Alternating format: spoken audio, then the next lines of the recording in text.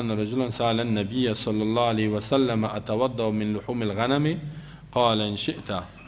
قال أتوضأ من لحوم الإبل؟ قال نعم. أخرجه مسلم. یک حدیث صحیح و قوی، زیرا حدیثی که در صحیح مسلم باشد بعد از کتاب بخاری صحیح چی است؟ مسلم. حدیث صحیح می باشد. جابر بن سمره رضی الله عنهما صحابی جلیل قدر است، میگه ان رجلا سأل النبی، یک مرد آمد از رسول الله صلی الله علیه وسلم سوال کرد. چی گفت؟ چی سوال کرد؟ باید سعی کنین صحابه سوال میکردن. همیشه در بخش دینتان سوال کنین. هر عملی که میکنین بدون فتوای یک عالم محقق نباید باشه. هر کار. اکثر ما شما در کارهای خود حکم اسلام نمیفهمیم، سوالم نمیکنیم. کسی که نمیفهمه، علم نداره در بخش اسلام، سوال کردن از علما واجب است، فرض است. اگر سوال نکنه عمل کنه چی میشه؟ گناهگار میشه. زیرا الله در قرآن میفرماید فاسألوا اهل الذکر ان کنتم لا تعلمون. سوال کنین از اهل ذکر. ذکر قرآن میگه انا نحن نزلنا الذکر، قرآن سنت. از اهل قرآن، اهل سنت سوال کنین. ان کنتم لا تعلمون، اگر شما علم ندارید، اگر نمیفهمین سوال کنین. صحابه سوال میکرد. یک مرد آمد سوال کرد که اتوضا من لحوم الغنم، شنیده بود که کسی گوشت بخوره، گاو، گوسفند، شتر یا وضو کنه. گفت آیا من از گوشتای گوسفند وضو بکنم؟ سوال کرد. یعنی یک کسی گوسفند ذبح کرد، مرا میمانی کرد، گوشت داد به من، شوروا و گوشت. آیا من می گوشت گوسفند که خوردم وضو بکنم یا نه؟ قال پیامبر گفت ان شئت، اگر دلت خواست. یعنی خوب است اگر وضو کنی، اگر نه ضرور نیست، واجب نیست. ما و شما هم میتونیم اگر گوشت خوردین وضو کنیم بهتر است. بعد از او قال، گفت که اتوضا من لحوم الابل، آیا از گوشت های شتر که از نه کلان یاغی و باغیش، نه حیوان کلان، یک دفعه که یاغیش ها چه عالمه. ای گوشت ازیره که خوردیم چطور اونجا اکثر گوشت عرب که است امی ابل است، شترها. اگر که ما تابال استفاده نکردیم، در اینجا نبوده و در اونجا هم پیدا نکردیم، ما وضو کنم از این آنه گوشت شتر خوردیم، نه میمان شدیم. قال، گفت نعم بله. این ازی فهمیده میشه که وضو چی است؟ واجب است. امام مسلم در این حدیث هم قوی. اینال در این موضوع یک اختلاف است، زیرا غیر از این دیگه دلایل است. سعی کنین یگام تا اگر ما شما یک دلیل بگیریم، نه یگام تا میتونن صحیح بخاری را میخوانم بس از دیگه کلش کفایت میکنه، نه غلط است. دیگه مفتی نمیشی تنها صحیح بخاری، یا تنها می صحیحین مثلا لولو و مرجان، نه صحیحین جمع کرده و نمو ترجمهش هست، همی جوانا میخوانه مفتی اعظم میشن دیگه. در بخاری شریف من ایره ندیدم، وجود نداره. در این حال تنها خب بخاری مسلم نیست، خود امام بخاری میگه ما کل احادیث در این آوردیم. حالا شما دیگه کتب سته است، سنن ابو داود است، سنن ترمذی است، نسائی است، ابن ماجه، مسند احمد، بسیار کتاب است، ده ها کتاب حدیث دیگه است. کل شک خواندی، فهمیدی و تحلیلم کده تانستی، عربی را یاد داشتی و در عین وقت نظر صحابه را بخوانی. خب صحابه از این حدیث چی برداشت کرده؟ زیرا ما و شما میگیم اهل سنت والجماعه. ما و شما چیستیم؟ اهل سنت والجماعه. یگام تا میگن یا اهل سنت نیست و گپ خودشان است. خب هستیم اهل سنت، اهل حدیث، یک معنا. به سنت پیامبر آمد. جماعت یعنی به فهم صحابه. یگام دفعه از حدیث اگر فهم صحابه نباشد، تابعین بازو غلط میشه. او را هم که خواندی، اقوال صحابه و تابعین هم که خواندی و یا حدیث کل فهمیدی، قرآن هم بعد از این میتونی که یگام فتوا بیتی، یگام نظر. تا غیر از او شما جوانای ما یک زمستان درس شرکت کرد که مفتی اعظم است، دیگه قرار ششتا فتوا داده میره، این طور است و طور است، خود کم نمیاره. نه او را میگن تو خب ملاستی، نه نیمچه ملا قدرسا بگو دیگه، و میگه باش که ما کم نبیم. این طور است، می طور است. نه از پیش خود دیگه نگوین، فتوا ندین، علما پیشتان است، از او دیگه علما پرسان کنین. خب تا که دلیل گپ حتی دلیلش نمیفهمید، باز خودش میگه من عربی را یاد ندارم. باز اگر گفتی هم یک گپ بگو ما از علما شنیدیم، الله میفهمه، از یک عالم پرسان کن. کش بسیار دیگه ما از شما خواهش داریم که فتوا ندین. خب یک گپایی است که عام مشهور است، او را میگه شراب حرام است، این خیری اما بعض جزئیات گپایی که اختلافی دو فتوا نده. آیا خوردن گوشت های شتر وضو را میشکنانه یا نه؟ در اینجا علما مجتهدین، هر وقت علما گفتم هدف امامای مسجد فعلی نیست. خب او اینم علما که میگم در ذهنتان صحابه تابعین بیا، صحابه کسایی که پیامبر دیده ایمان آورده با ایمان از دنیا رفته. تابعین کی را میگه؟ کسایی که صحابه را دیده و عالم بودن. عالم در تابعین هم غیر عالم وجود داشت و این با ایمان از دنیا. تبع تابعین کسایی که تابعین دیدن، اینا را میگه. علما یا مجتهدین در این مسئله دو قول و دو نظر، دو فتوا دارند. نظر اول، فتوای اولی است که انه ينقض الوضوء، همین گوشت شتر که خوردی وضو میشکنه. این مذهب امام احمد ابن حنبل، هم محدث است هم مجتهد. و حنبلی ها که میگم نه، یکی از مذاهب چارگانی مشهور ما شما. و اسحاق ابن راهویه یا مجتهد است، سابقی هم تابعدارا داشت. و ابن المنذر یک عالم کلان، یک کتاب در بخش اجماع دارد. ابن خزیمه محدث است، صحیح ابن خزیمه امام الائمه میگن در حدیث. میگه بله گوشت شتر که خوردی. و اختار البیهقی، امام بیهقی محدث است، این میگه که میشکه و اکا و اصحاب الحدیث. میگه اهل حدیث یعنی اهل سنت، کسایی که با حدیث پیامبر عمل میکنن، اکثریت محدثین. میگه ایرا میگن که کسی گوشت شتر خورد وضوش میشکنه، وضو کنه، واجب است. قال خطابی که محدث است، بخاری صحیح بخاری را شرح کرده. این میگه ذهب الی هذا عامه اهل الحدیث، اکثریت اهل حدیث میگن که با خوردن گوشت شتر وضو میشکنه. دلایلش چیست؟ یکی همین حدیث باب است نه که در صحیح مسلم و صحابی آمد گوشت شتر خورده بود، گفت که آیا وضو کنم از گوشت شتر؟ پیامبر گفت بله. از گوشت گوسفند که پرسان کرد گفت دلت. دیگه حدیث براء ابن عازب قال سئل رسول الله صلی الله علیه و سلم عن الوضوء من لحوم الابل فقال تودوا منها وسئل عن الصلاة في مبارك الابل فقال لا تصلوا فيها فانها من الشياطين. رواه احمد و ابو داود ابن خزیمه. این هم حدیث صحیح میگه رسول الله صلی الله علیه و پرسان شد از وضو کردن از سبب خوردن گوشتای شتر، فقال گفت توضؤ، وضو بکنیم. با سوال شد که آیا نماز در مبارک ابل یا جایی که شترها استاد میشن نه؟ چی میگه؟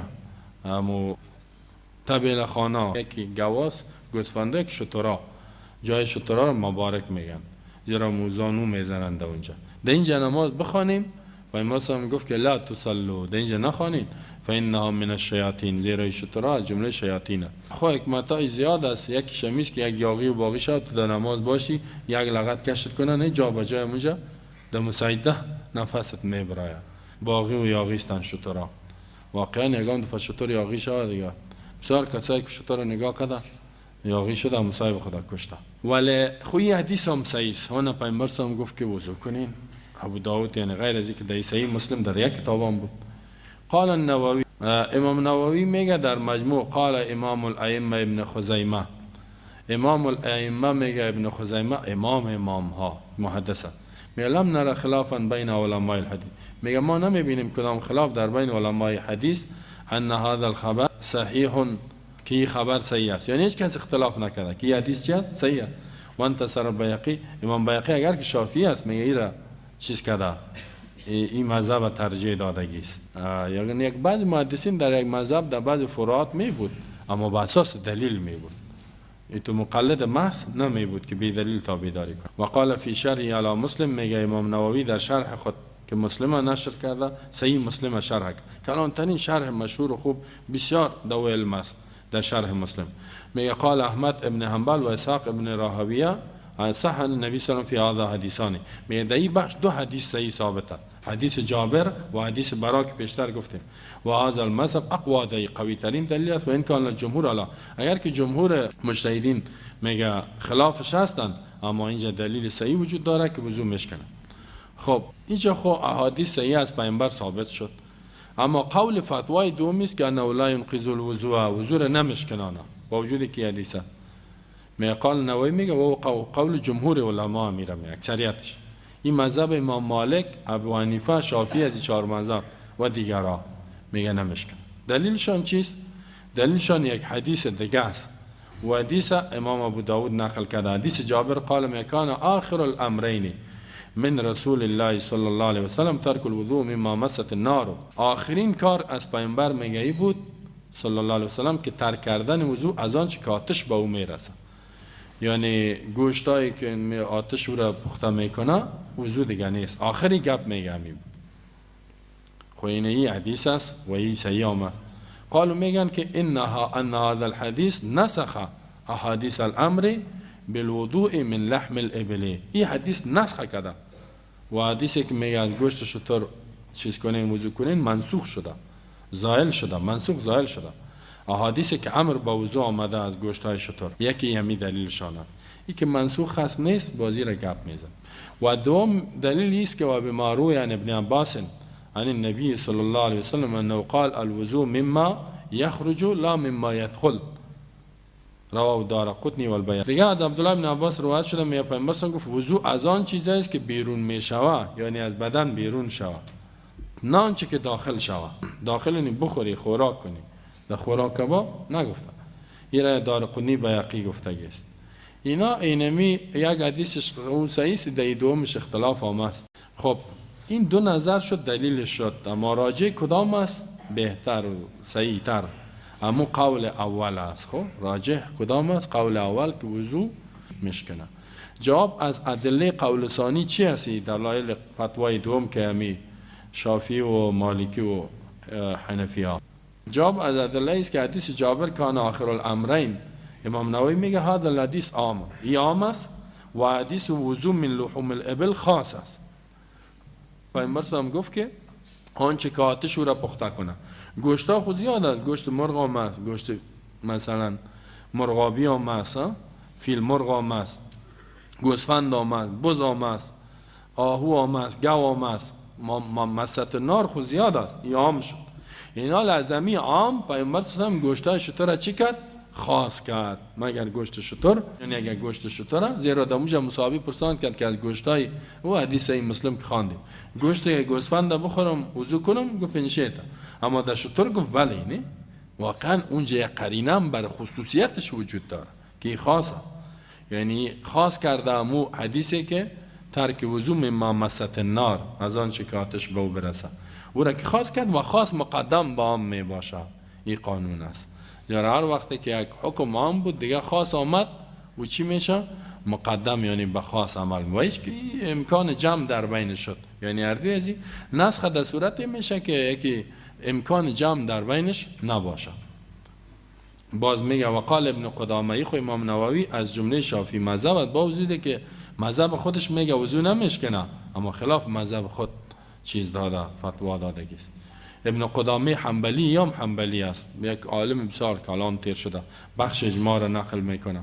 میگن خبرهم عام، خبر امی دیگه مجتهدین که گفتن وضو نمیشکنه آمد، و خبرنا خاص، خبر ما که یدی خاصه، و العام خاص یعنی که گوشتای شتر است، عام که است لا ینسخ به الخاص، توسط عام خاص منسوخ نمیشه. این به اتفاق علما. چرا؟ لأن من شرط نسخ تعذر الجمع، شرط نسخ است که جمع در بین احادیث ناممکن باشه. و الجمع بین الخاص و العام ممکن، جمع در بین خاص و عام ممکن است به تنزیل العام علی ما عدا محل. میگه عام ما نازل میکنیم یا عمل میکنیم با ماسوای محل تخصیص، یعنی هر گوشتای دیگه که توسط آتش پخته میشه وضو نیست مگر در گوشت شتر است، زیرا او خاص است. و واقعا که بسیار یک جواب خوب است و جواب قناعت بخش است. و حدیث عبدالله ابن عباس که میگه الوضو مما یخرج فضعیفون، این ضعیف است، لا صحیح نیست، اکثری را ضعیف بود. امام بیهقی را خودش نقل کرده و ضعف و گفته ضعیفه. دارقطنی میگه و حدیث ضعیف فی ثلاث علل، سه علت، سه یعنی ما شما در سلسله اصول حدیث میخوانین که حدیث معلول نباشه، میگه سه علت دایی است. تحقیق شمیه در سلسله ضعیفه شیخ البانی هم گفته که حدیث ضعیف بیان کرده.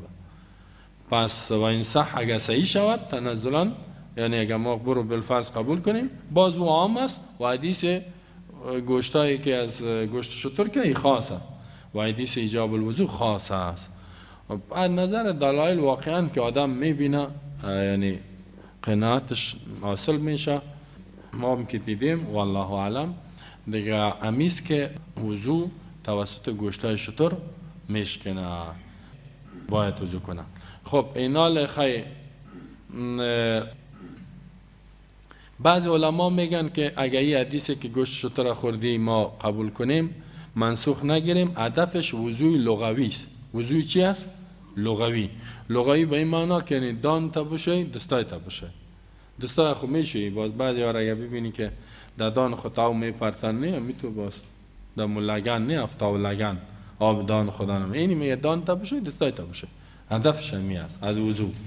اینجا تعویل میکنن.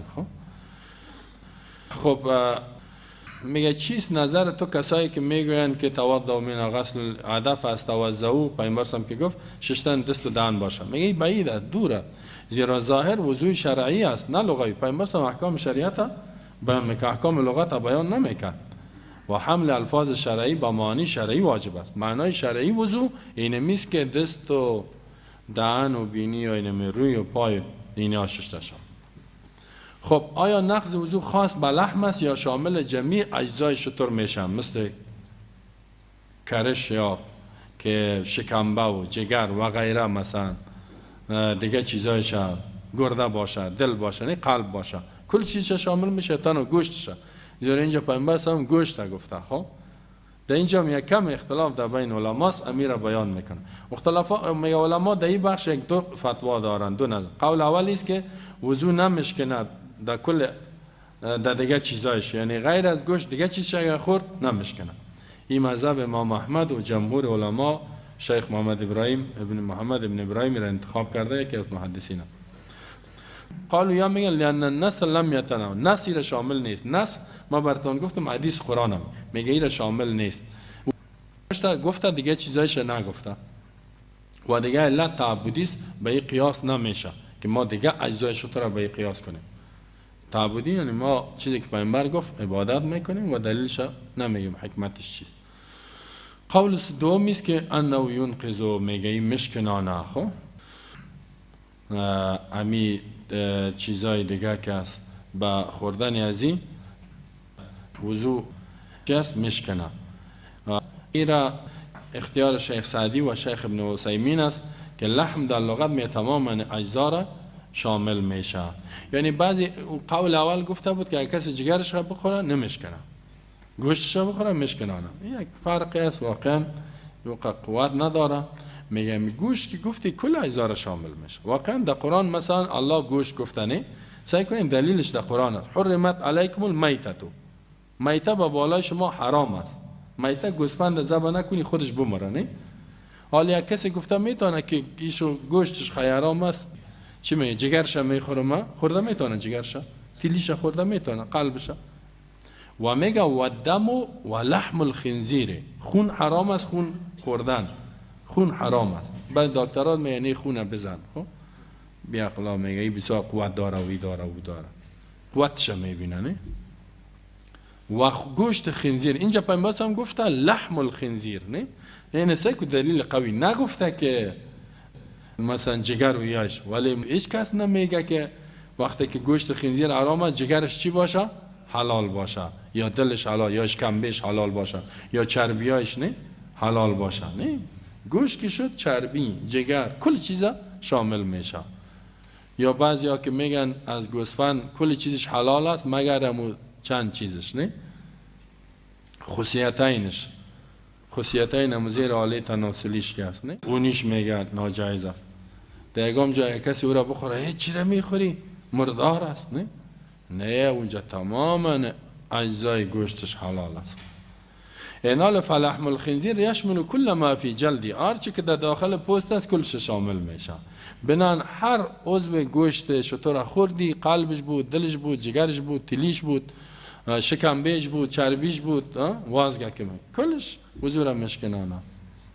یکی دومی که ان فی الابل اجزاء کثیره قد تقارب الحبره، میگه اجزای زیاد داره که نزدیک می باشد با کل پوستش، ولو کان غیر داخله، اگر داخل نمی بود لبین ذلك الرسول. پیامبر مثلا میگفت که اینی چیزاش خیلی مستثناست، لعلمی ان الناس یاکلون الحبره. مردم میگه پیامبر مثلا میفهمید که مردم مثلا شکمبر میخوره و می قسم گرده و دی چیزا را دیگه انه لیس فی شریعت محمد صلی الله علیه و سلم حیوان تتبعض اجزاء حلالا. در شریعت محمد میگه تو یک حیوان نیست که اجزایش چی شوه؟ از جهت حل و حرمت طبیعی شوه، بعدش حلال شوه، بعدش حرام شوه. و طهارت، از جهت طهارت نجات سلب و ایجاب، یکی جای دیگهش نه. و اذا کان كذلك فلتكن اجزاء کل اجزای بل هر قسم خود وضو واجب میشه. شیخ سعدی میگه ترجمه تمی قوله میگه صحیح جمعی اجزای بل، اگر اشکمبه باشه، قلب باشه، گرده باشه، تیلی باشه، کلش وضو را میشکنه، لانه داخل فی حکمها، یه در حکم همین شطور گوشتش داخل است و لفظها و معنا. تفریق در بین اجزایش دلیل وجود نداره. خب این خو گپ خلاص شد که هر عضوش اگر کم اختلاف بود اما با او دلیل وجود نداشت. آیا شیرش چطور است؟ یکم تا گوشتش که چیز که شیر شطور اگر بخوریم چطوره؟ شیر شطور وضو را میشکنه؟ صحیح است که شیرش نمیشکنه. نه، اکثر علما امیر میگه به خاطر کجا پیامبر هم گوشتش گفته، شیرش یاد نکرد. یا حدیث انما ورد فی اللحم و گوشت شیر فرق داره و اصل عدم نقض است.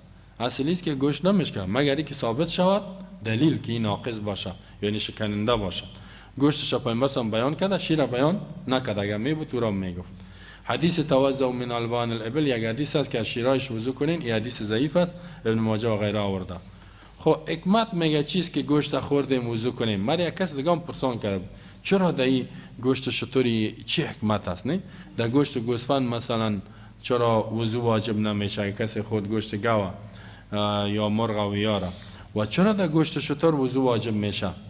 به خاطر که یکی خو مرداوی میگن که حکمت یک تعبدی است. تعبدی را میگه پیامبر حکم کرده، وقتی چیزی که پیامبر میگه فوایدش هم میفهمه، زیرا پیامبر از پیش خود نمیگه. الله حکیم است و الله حکیم به او گفته، اینا در روی یک حکمت و فایده وجود داره. دوم مرداوی بعضی علما حکمتش بیان کردن، میگه صحیح من المذهب وضو از لحم ابل تعبدی است. تعبدی یعنی عبادت که ما بنده الله و امت رسول الله پیرو تابعش هستیم. و علی الاصحاب، صحابه هم اینطور بود. صحابه واقعا بسیار عقیده خوب داشت، چیزی که وحی برش میرسید این دیگه دلیلش پرسان نمیکرد. حال بسیاری مسلمانای ما شما که بگوی شراب حرام است، می چرا حرام است؟ تا که حکمتش نفهم عمل نمیکنه. اگر بگوی زنا حرام است، چرا حرام شده؟ چی؟ اگر یک نکاح مثلا میکنی چند نفر حاضر باشه او می قبول کردم صحیح، اما اگر خود وا جرامت کنن صحیح نی، چرا؟ حکمتایش بگو. وقیل هو معلل، بعضی میگن علت هم داره. علتش و ما جاء در حدیث برات رسول رسول صلی الله علیه و صلات فی مبارک الابل، در مجایش طویل خانه شتراک و نماز بخوانیم. فقال پیامبر لا تصلوا فيها، نماز نخوانید اونجا، فانها من الشیاطین، زیرا شتراک است از جمله شیطانات. این لفظ ابن ماجه آمده که خلقت من الشیاطین، خلق شده از شیاطین، یعنی در این صفت شیطانی است. شیطان اولین صفتش سرکشی است، سرکش است، متمرد است. نه گپ الله را قبول نکرد. نه این هم میتو است، شطور هم میتو، یعنی صفت تمرد و صفت سرکشی دیگه. وقد جاء در حدیثی که علی ذروة سنام کل بعیر، میدم کوپان شطور که است شیطان است. خب یعنی یک طغیان وجود داره، چون که خود قوی میبینه بعضی وقت واقعی میشه. ابن تیمیه میگه اشار اساسا در ابل الی انها من الشیاطین، که شیاطین اراده داره والله علم که انها من جنس الشیاطین و نوع شیاطین است. در چی؟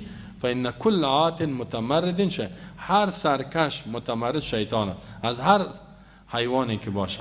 مثلا کلب اسود سگ سیاه شیطان است، به خاطر که دی زلال می باشه و آدم خور می باشه. ابل شیاطین اناس، چارپایا می شطور است، مثل که انسان هم شیاطین دارن. نه شیطانات، سرکش، جنگوره، بدماش، دیگه آدم کش، همی تو در حیوان هم شیاطین دارن. شاید میگه انسان وقتی که گوشت از این را بخوره عورتت و نفارن، نفرت دی پیدا میشه، شماس و حالا شبیه به حالش مثل شیطان، یعنی بعض صفتای شیطان تمرد دی داخل میشه، گرم میشه.